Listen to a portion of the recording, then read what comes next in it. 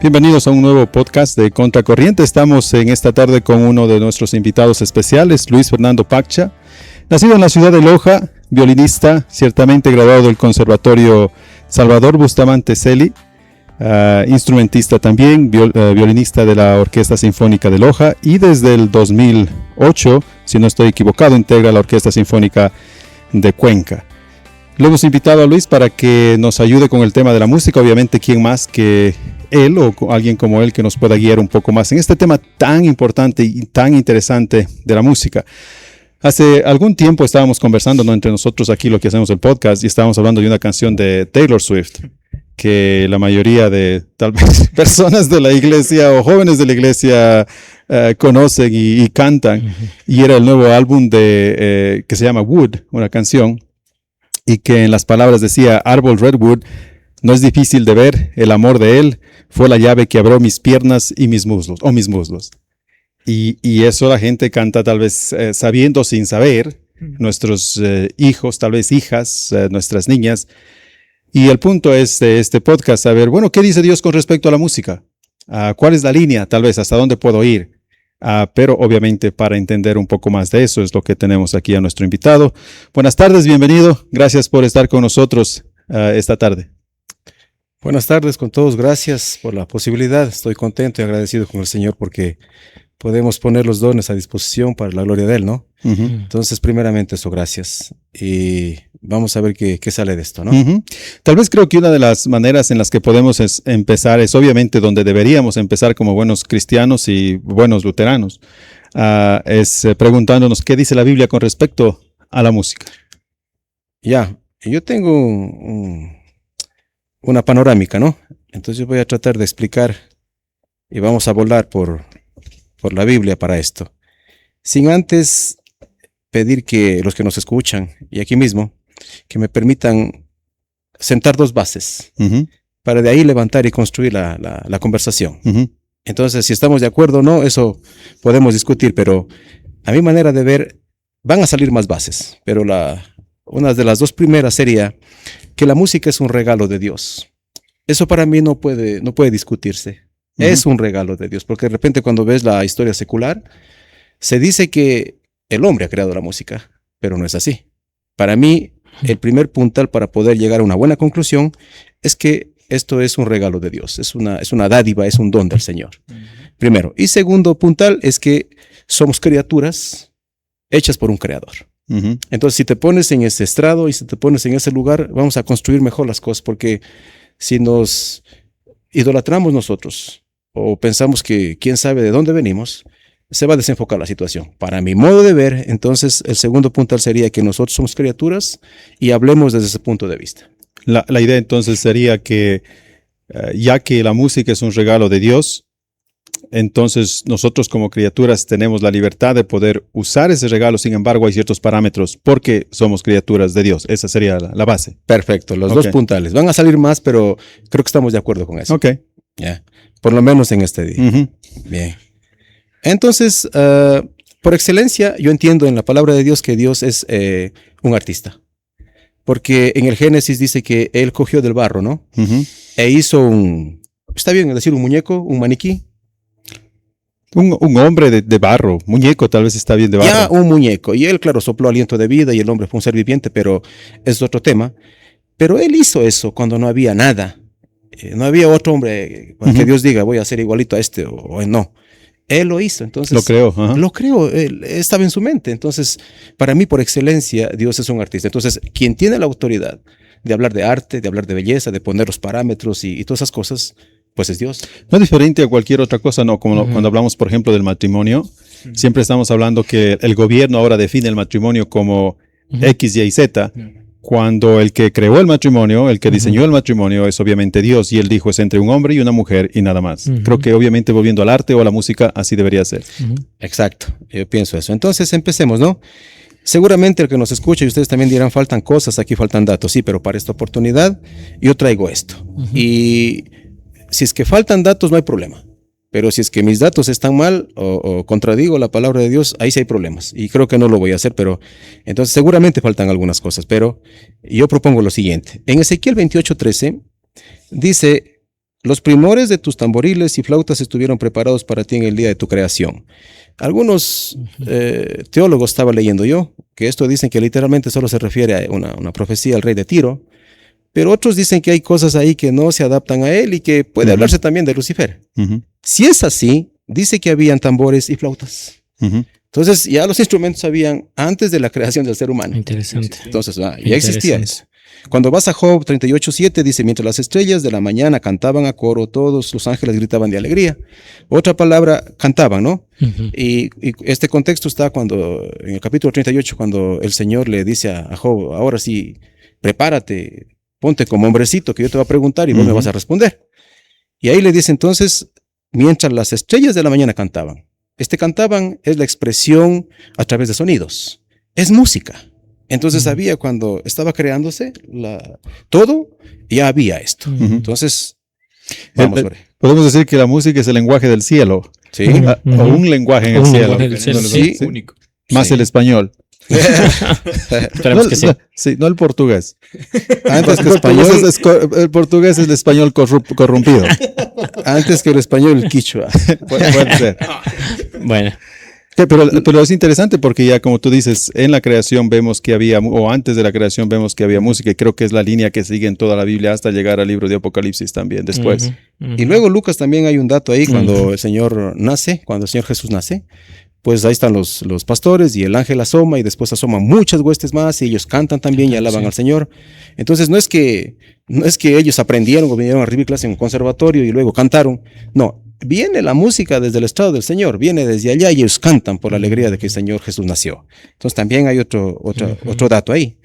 Luego, cuando vas a Génesis 4:21, te habla de un hombre llamado Jubal. Y este Jubal se dice que fue el padre de los que tocan el arpa y la flauta. Entonces ya la Biblia también te dice que había un hombre en quien Dios puso esto, la capacidad de poder tocar sus instrumentos. Y ahí habla, es interesante, ¿no? En la orquesta tenemos 3 familias de instrumentos, las cuerdas, los vientos y la percusión. Y este señor aquí domina el arpa, que es un instrumento de cuerda, y la flauta, que es un instrumento de viento. Increíble. No ha cambiado mucho. O sea, se ha actualizado cosas, han avanzado cosas naturalmente por la inteligencia que el Señor nos ha dado. Pero básicamente aquí está más de media orquesta, ya en la capacidad de este hombre. Dios la puso ahí. Entonces, ya, es interesante también ese dato. Cuando vas a Primera de Crónicas 23 y dice, esto es David, y dice, otros 4,000 trabajarán como porteros y 4,000 alabarán al Señor con los instrumentos que yo hice. 2 datos. Primero, el David, un famoso poeta, un famoso músico y también un luthier. Dice que él hizo instrumentos, él hizo arpas exclusivas para eso es lo que significa luthier. Luthier es quien hace con sus manos un instrumento. Sí. Entonces, bueno, un dato. El otro dato es que los que nos escuchan también y les interesa esto, tienen que leer estos capítulos, ¿no? 23, 24, 25. Hay muchos principios de cómo llevar la música, eso vamos a hablar después también, pero dentro de la iglesia. Y una de estas cosas aquí nos hace ver que no solamente es una persona que sabe unos 4 acordes o unos 2 ritmos y que ya lo metes en alabanza. 4,000 personas que eran, cuando tú lees el texto ese, que estaban totalmente preparadas para esto. Entonces, interesante también ahí, la Biblia habla de esto, es muy serio en esto a través de David. Luego en Primera de Crónicas 25, como decían antes, si tú lees esto, ahí puedes establecer las responsabilidades de los levitas y sacas muchos principios ahí de cómo armar tu equipo para la alabanza también dentro de la iglesia. Luego vas también a Nehemías 12:46, dice, la costumbre de tener directores para dirigir, creo que Nehemías escribe Esdras. Esdras y Nehemías, ¿ya? Y ya, Esdras creo que escribe esto y él escribe esto y dice, la costumbre de tener directores para dirigir los coros, al entonar himnos de alabanzas y de acción de gracias a Dios, comenzó mucho tiempo antes en los días de David y de Asaf. Yo traje este texto porque de repente no tenemos un parámetro, digamos, y en nuestros deseos nosotros buscamos al hijo de la autoridad de la iglesia o al que está en el conservatorio o al que parece habilidoso y le ponemos en la alabanza.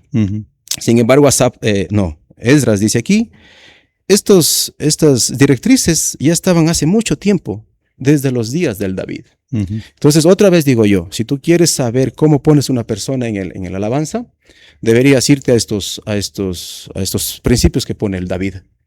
Porque de repente nosotros por nuestra arrogancia o nuestra ignorancia o de repente inclusive la rebeldía, queremos nosotros poner nuestros gustos, nuestros deseos, nuestros panos, nuestros amigos y armar la alabanza del Señor. Entonces, por eso lo cité a y es interesante también Nehemías. Seguimos en 2 de Crónicas 35:25 dice, y Jeremías endechó o lamentó en memoria de Josías. Todos los cantores y cantoras recitaban estas lamentaciones sobre Josías hasta el día de hoy. Entonces, la exclusividad de cantar en la iglesia o en el templo no solo es de hombres, dice cantores y cantoras. Entonces también es interesante, ¿no? Las mujeres también tienen actividad en esta situación. Y una de las cosas que me viene ahí a la mente con ese texto es que no solamente existía música para, digamos, alabar a Dios, o como diríamos hoy, solo coritos, digamos así, sino que existían para diferentes ocasiones. En este caso dice que estaban endechando, ¿no? Y cosas así. Entonces, realmente nos da un poco de libertad y variedad también en la música, no solamente para tener, digamos, un tipo de canto gregoriano. Esté bien o está bien que esté ahí, pero no solamente eso podría ser más cosas. También muestra, creo que el propósito de Dios como todo, que Él trata siempre de que nosotros disfrutemos y que no tratemos simplemente de llevarlo solo a un lado, sino que en este caso, como bien explica, el tratar de crear algo que tenga ritmo, que tenga significado y que no se salga de los márgenes para poder así alabar a Dios, aún así no esté dedicado completamente hacia Dios. Sí, yo creo, y tal vez con eso es bueno en este tema también, porque no solo cuando hablamos de la música, sino cuando hablamos de la adoración, a veces tenemos la idea de que la adoración tiene que ser orientada hacia el hombre. Como tú dices, Dios la hace para que disfrutemos, ciertamente, pero disfrutamos más cuando lo disfrutamos como Dios disfruta. No como nosotros disfrutamos, que de eso es lo que está lleno la iglesia ahora, ¿no? O como pensamos que le gustaría a Dios. Exacto. Entonces la iglesia, la alabanza, tal vez incluso la prédica y muchas cosas en una iglesia están orientadas hoy por hoy a lo que a mí me gusta, y yo pienso que a lo que a mí me gusta le gusta a Dios. Es complicado, ¿no? Claro. No es así. Ahora, si estoy empapado de la palabra, si estoy lleno de la palabra, bueno, voy a entender lo que le gusta y por ende también me va a gustar lo que le gusta a Dios. Entonces, ahí venimos al tema otra vez de que si es que eso lo entendemos así, ¿no? La idea es de ver las escrituras y al ver estos principios, entonces Dios mediante es lo que vamos a utilizar, lo que nos va a gustar, lo que vamos a disfrutar dentro de la alabanza en general también. Todavía estamos en la primera parte y después vamos a poder hablar de la música a nivel general y después la música en el cristiano. Entonces es un vuelo de pájaro y ponía estos principios que son un poco generales y parece que se disparan para otros lados, pero es un vuelo de pájaro. Entonces Nehemías 12:31 también siguiendo, dice, conduje a los líderes de Judá a la parte superior de la muralla y organicé 2 grandes coros para dar acción de gracias. Esto cuando se reconstruyó la muralla, ¿no? Y es interesante cuando tú lees esto. Yo invitaría a la gente que escucha, que lea. Él ponía un coro desde un lado de la muralla y otro coro del otro lado, y al final los dos se juntaban y se hacía un coro inmensísimo. Entonces, qué importante, ¿no? Como tú decías, o sea, la música no solamente es un regalo que se utiliza en las guerras, porque se lo utiliza ahí como un llamado también. Sino también en la alegría, en una fiesta, en un cumpleaños, en una celebración. Y todas estas cosas, sí. Entonces es muy amplio, es un regalo del Señor que nos ha dado para poder utilizarlo en sus exigencias. Luego, también, aquí está el ejemplo, ¿no? Jesús fue a una boda de Caná. Seguramente había música. Es lógico, en la cultura hebrea había. Y me atrevo a decir, porque no dice, creo, el texto, ustedes saben esto, pero me atrevo a decir que Jesús bailó y hasta tal vez cantó. Porque ¿para qué va ahí él y solo sí, a servir? Sí, es importante notar lo que tú mencionas, porque generalmente pensamos que fue a dar la prédica. Eso. Si él no fue de invitado. Claro. Perdón, no fue de invitado como predicador. Él fue como invitado a la boda. Fue para disfrutar la boda. Ese es mi punto. Exacto, fue para divertirse, para celebrar lo que Dios estaba uniendo ahí, un hombre y una mujer. Exacto. Entonces, no es que a veces como a nosotros nos invitan solo para dar la prédica. Entonces, no es más ya, devocional de Navidad y ya. Claro, no, es más bien, te invito para que disfrutes, para que estés ahí y ciertamente, ¿por qué no pensar que estaba obviamente disfrutando, cantando y si había una danza bailando también? Porque ojo, no estaba pecando al hacer claro. eso. No, para nada. Algunos quizás hoy en día, los más santurrones, se quedarán sentados y no harán nada, pero tal vez Jesús no. Nos quedaremos sentados y no haremos nada. Dos textos más y acabo este vuelo. Ajá. Entonces, el otro es Mateo y Marcos, hablan acerca de que el Señor Jesús, después de la última cena, cantó con sus discípulos o con los apóstoles y luego fue al Monte de los Olivos. Qué interesante, ¿no? Y se habla de los famosos himnos Jalel que se cantaban en Pascua. Y alguno de ellos cantó el Señor Jesús. Y luego fue. Entonces, qué importante, ¿no? Como él utiliza también para esto. Y el último que tengo por ahora es Apocalipsis, ¿no? Capítulo 5, capítulo 14, donde se habla que hay un cántico nuevo. Y lógicamente ya no estamos aquí, según entiendo yo. Ya estamos en la eternidad. Entonces, la música continuará como igual que dijiste antes. Entonces, empezó antes de que el hombre se cree, antes de que este tiempo, espacio y materia se ha creado. Había. Mientras estamos, hay. Y como dices bien, y creo que Primera de Corintios dice que Dios nos ha dado en gran manera las cosas para poderlas disfrutar. Claro, lógicamente con sus leyes y con sus directrices. Y a pasar este mundo, como dice el Señor Jesús, se acabará todo esto y se consumirá y aún la música continuará. Eso hasta aquí. A veces hemos hablado aquí en el podcast, o bueno, hablamos en tema de Semana Santa, hablamos de la resurrección y hablábamos de que no somos solo almas flotando en el cielo, sino que como volvemos a unirnos con el cuerpo en la resurrección, lo que sucede es que los cuerpos tienen ojos, tienen olfato, tienen boca y tienen oídos también. Lo cual obviamente se junta con el hecho de estar hablando de la música. Vamos a estar en el cielo disfrutando de algunas de las mismas cosas que disfrutamos aquí y una de ellas de seguro, como vemos aún en el libro de Apocalipsis, es disfrutar de una buena canción, una buena música, de alabar, de cantar con nuestras voces, de escuchar. ¿Y por qué no irse a un concierto, no? Claro. Algo por el estilo. Totalmente. Sí, ha sido más o menos, como tú dices, un resumen rápido de lo que es. Y creo que ha quedado claro que en verdad la palabra de Dios habla mucho de la música antes, durante y después de que el hombre haya estado en este mundo. Creo que ahora podemos hablar ahora sí de Génesis 3, del pecado, de cómo el pecado entró y cómo ahora está la música en general, ¿no? Yo hablaba al comienzo de Taylor Swift y obviamente es así, pero son canciones gringas. Nosotros tenemos nuestras propias cortavenas. Sin meternos al reggaetón, al perreo y a tanta cosa que ahora ha salido, incluso desde los mismos nombres, ¿no? Uno ya puede ver que no es lo mejor. Entonces, en cuanto a la música en general, ¿qué es lo que pensarías tú? Sí, me viene a la mente la frase de un gran compositor, todavía vive, él es un cubano, un compositor académico, es de la academia, él sabe lo que hace, tiene sus reglas, sus normas, y se llama Leo Brauer, es un cubano. Y él hablaba de la música vomitable. Él, no yo. Él. Llámale y pregúntale. Y él se refería al reggaetón y al hip hop y estas cosas, que tienen una estructura básica en la cuestión armónica. Solo tienen 3, 4 acordes de círculo armónico y tiene un ritmo repetitivo y letras obscenas y promueven la violencia, la inmoralidad y estas cosas. Él se refería a eso como música vomitable. Entonces casi que yo el podcast no lo gastaría hablando de eso. Porque eso realmente es evidente para los que tenemos. Que es evidente. Sí. Pero tenemos muchas cosas de qué hablar. O podemos hacer un podcast para hablar de esa música vomitable. Pero sí, podemos y debemos clasificar la música, ¿no? Y claro, dentro y fuera de la iglesia, porque fuera de la iglesia también es un regalo que Dios nos ha dado. Podemos disfrutarlo. Ya vimos que Jesús en una boda, en algo. Sí, entonces no es tampoco que no se puede. No. Entonces, a nivel general, yo quisiera proponer lo siguiente. Como creyentes, nosotros tenemos que entender que asistemos con la música fuera de la iglesia. Hay principios que nos norman. Hay verdades que nos norman y que no podemos salirnos de ellas. Entonces, es evidente, cuando vamos a tocar ahorita, por ejemplo, yo voy a hablar un poquito de la música en general, es evidente que te vas a topar con músicos relevantes que temían al Señor, como Martín Lutero, como Bach, como Félix Mendelssohn, gente totalmente proba. Y también con otros mercenarios musicales también que voy a topar.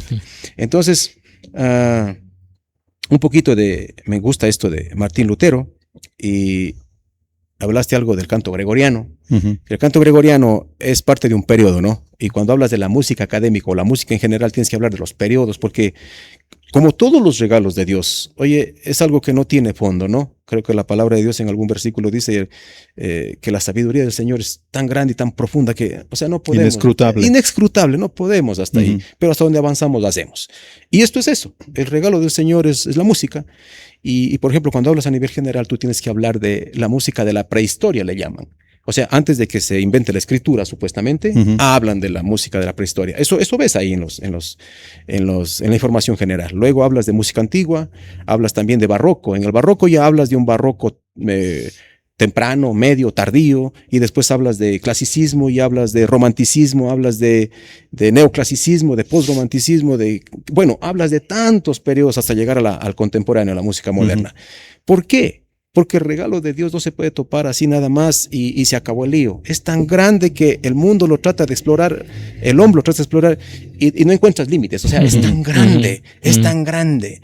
Entonces, ahí topas a Martín Lutero y en ese periodo, saliendo de la Edad Media, ya en el Renacimiento, un poquito más después, el Martín Lutero propone acabar con el canto gregoriano. Y no directamente, sino él cogiendo canciones normales o naturales o del pueblo alemán y les pone buena doctrina o qué sé yo, y luego lo vuelve al canto gregoriano, porque al canto congregacional se llama, ¿no? El canto gregoriano simplemente era un cambio de nombre de lo que ya hacían los hebreos. Dicen que los hebreos, ellos pasaban las tradiciones y aprendían grandes textos de memoria. Y psicológicamente o científicamente está comprobado de que para aprenderte un texto grande o largo, es mejor aprenderlo con ritmo o con melodías. Entonces ellos tenían ese tipo de cosas y se parece al canto gregoriano. Después, cuando asomó ya pues la Edad Media y el catolicismo y todo esto, ellos impusieron el canto gregoriano. ¿Cómo sería un canto gregoriano? Digamos, más el ritmo o la melodía, porque mucha de la gente tal vez que está escuchando no exacta, es tal vez primera vez que escucha un canto gregoriano, la idea. Sí. Lo que pasa es que el canto gregoriano es un canto monódico. Okay. ¿Qué es monódico? Simplemente una melodía. Yeah. Y casi está basado en tu improvisación. Entonces él cogería y pone ahí, el Real Madrid perdió y ahora no sabemos qué va a hacer. Y bueno, qué sé yo. Yeah. Y con el latín, y ya. Entonces el pueblo no podía hacer nada. Él simplemente escuchaba. No, ¿sería parecido a lo que todavía sigue siendo la Iglesia Católica? Hoy día, por ejemplo, ellos terminarían algo como diciendo en el nombre del Padre, del Hijo y del Espíritu Santo. Claro, totalmente. Eso sería... Es que es canto monódico. Okay. Solo interviene uno. Ya. Okay. Y después asoma la homofonía, que son dos voces, y luego la polifonía, el contrapunto. Bueno, esa es otra cosa ya. En eso solo hay una melodía, ¿no es cierto? En el canto monódico. Claro, hay melodía. Si no sería una multiplicación. ¿No es lo que tú estabas haciendo el otro día en la iglesia durante la cena? Más o menos, aunque sí era un poco diferente. Claro, el Kyrie eleison, no sé si han escuchado, es uno de los cánticos más antiguos de la iglesia primitiva, que era... Y es parte de la misa en general también, claro. Ajá, y Cristo de misericordia, algo más o menos, sí. Okay. Aunque sí notaba que era algo diferente, pero creo que sí. Sí. Pero verás que estamos hablando de la música en general y estamos hablando de Martín Lutero. Es necesario topar a Martín Lutero, porque él terminó con este canto gregoriano e impuso, no sería imponer, sino... creó el canto congregacional. Es interesante, Luis, una pregunta ahí. Decía que antes se utilizaba para aprender algo es más fácil aprender con una melodía, algo sucede en textos largos. Es por eso que tal vez, por ejemplo, en las escuelas cantan el A, B, C, D, para que se aprendan más rápido los niños. Es el y mismo tantas principio. canciones. ¿Te acuerdas tú también? Head, shoulder, knee, entonces, bastante en inglés. Se utiliza bastante. Me acuerdo de ping pong. ¿Ustedes qué se van a acordar Esa de ping pong? No, es que por eso andas con las manos sucias y la cara sucia. Ping pong es un muñeco muy guapo y de cartón. Claro, es clásico. Se lava la carita con agua y jabón. Hasta ahorita me acuerdo, no sé cuándo me enseñaron. Es verdad, de niño. Hace 40 años. Esa es la cosa. Y tú te aprendes textos pequeños. Esto era para textos inmensos. Entonces, comprobado eso. Entonces, ahí se impuso este canto gregoriano. Entonces, cuando hablas de música en general, tienes que topar a Martín Lutero. Definitivamente. Entonces, bueno, seguimos un poquito más. Y él decía, me encanta esto, él decía, la música es un don de Dios y no de los hombres, capaz de ahuyentar al demonio y alegrar el corazón. Y él también decía, no puede haber un pastor, no puede considerarse un pastor si no está capacitado de música, porque esta calma las agitaciones del alma. O sea, él tenía un concepto muy, muy profundo, hasta el punto que el famoso Bach, no sé si ustedes ubican a Johann Sebastian Bach, es un tipo que hasta el día de hoy, si tú quieres entrar en una orquesta sinfónica profesional en cualquier lugar del mundo, tú tienes que tocar una sonata, una partita de él, como instrumentista de cuerda. Tú tienes que tocar eso. y él armonizó algunos himnos o canciones de Lutero. Bach obviamente estuvo algunos años o muchos años después de Lutero. Después de Lutero. Ujú. ¿Qué significa armonizó? Es en la armonía, en la música tienes que entender que hay la melodía, hay la armonía y hay el ritmo. Ujú. La melodía es la organización de los sonidos de manera horizontal.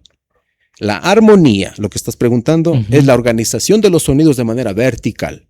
Y el ritmo, en cambio, es el conjunto de los códigos o notas musicales que tenemos nosotros. Tenemos la negra, la blanca, la corcha y estas cosas. Eso es el ritmo. Pero la armonización es ponerle esta verticalidad de las notas, la organización de las notas. Sería más o menos cuando uno escucha un coro. Entonces uno puede escuchar un solista, pero luego cuando todo el coro entra, escucha muchas más voces, segunda voz, tercera voz, Ujú. cuarta voz. Entonces por ahí estamos Eso es lo hablando un vertical. poco, sería más o menos la armonía. Ajá. Ujú. Le pone colores. Ujú, ujú. Hablando ya Musicalmente, sí, claro. hablando Interesante. artísticamente, Sí, sí, sí, le sí. pone esto y esto provoca atmósferas Claro. y emociones y cosas de eso. Porque si no Ok. solito sería un canto monódico, simplemente la melodía. Claro. Armonizar es poner la parte vertical de la Qué música. bueno. Ujú. Ujú. Y entonces me gustan estas dos frases de Creo que Lutero también fue el que dijo algo así como que después de la teología, lo más poderoso que existe en el mundo, en la vida del ser humano, Ujú. es la música. Wow. Ujú. Eso. Y creo que, sí, mencionas que ciertamente si si un pastor no sabe cantar, es que no sea pastor. Lutero, claro. Nuestro patrón. Oigan, eso es interesante, porque una pregunta que tenía del público es, ¿por qué la música tiene tanto poder sobre las emociones humanas? Ya que hablaba eso de poder, ¿no? Alguna vez escuché a un amigo decir, no, yo escucho rock, bueno, tal vez ya lleguemos ahí, o tal vez ahora, no sé, y a mí no me hace nada o cosas por el estilo, pero está comprobado científicamente que la música por sí solo hace algo a las emociones, cierto tipo de música y demás, ¿no? ¿Alguna reacción o algo? Va a terminar mi punto, va a terminar con eso. Entonces ahorita yo quisiera que me tengas un poco de paciencia y quien escucha también para darte estos datos. Puedes comprobarlos. Yo soy un músico profesional. Desde los 6 años mi papá me puso un violín. Yo tengo 48. Voy 42 años ejecutando el violín. Wow. Tengo algo de experiencia en esto y conozco algunas cosas de esto. Y bueno, escúchame lo siguiente. Para llegar a un punto. Ujú. Giuseppe Tartini es un músico barroco, fue un músico barroco. Él es una obra que es una sonata para violín, que se llama El Trino del Diablo. Franz Liszt escribió el vals para Mefistófeles. No sé si conoces, Mefistófeles en la cultura alemana es el demonio y está basado en historias. Todo esto tiene historias. Ok. Es interesante conocerlas. Yo te invito no tenemos tiempo ahora para desarrollar eso, pero te invito a que leas esto. Niccolo Paganini tiene caprichos para violín, son obras técnicamente altas, muy dificultosas. Y el capricho 13 le llama La risa del diablo. Héctor Berlioz tiene una sinfonía fantástica. Y el cuarto movimiento le pone él la marcha al caldalso, o sea, la marcha a la horca.